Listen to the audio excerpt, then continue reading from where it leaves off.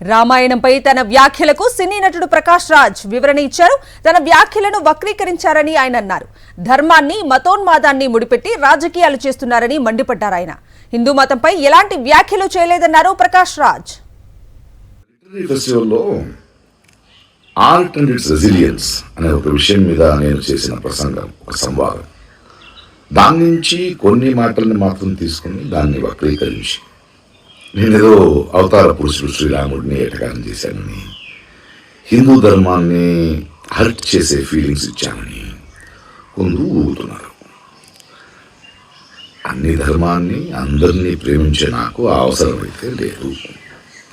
కానీ ధర్మాన్ని మతోన్మాదంతో అడ్డుపెట్టుకొని అసహ్యమైన రాజకీయం చేస్తున్న వాళ్ళని నేను అడిగే ప్రశ్నలకి సమాధానం ఇవ్వలేక కొందరు నన్ను యాంటీ హిందూ ధర్మ విరోధి అని బింబించడానికి ప్రయత్నిస్తున్నారు. పాపం వాళ్ళ ఏడుపు, వాళ్ళ కష్టం నాకు అర్థమవుద్ది. సో వాళ్ళకి సమాధానం చెప్పాలి. ఇప్పుడు ఏమైందంటే, నేను ఇప్పుడే తమిళనాడు ఎలక్షన్స్ అయిపోయి కొంచెం తోట పనిలో ఉన్నాను. వర్షాకాలం వస్తుంది, ఎండాకాలం ఎండ్ అవుతుంది, చెట్లు మొక్కలతో మాట్లాడుకోవాలి. సో ఆ పనిలో ఉన్నాను, త్వరలో వస్తాను. అప్పటిదాకా మీరు మీ పనులు చూసుకుంటారా లేదా ఇలాగే వాగుతుంటారా, ఊగుతుంటారా, మీ డిసిషన్.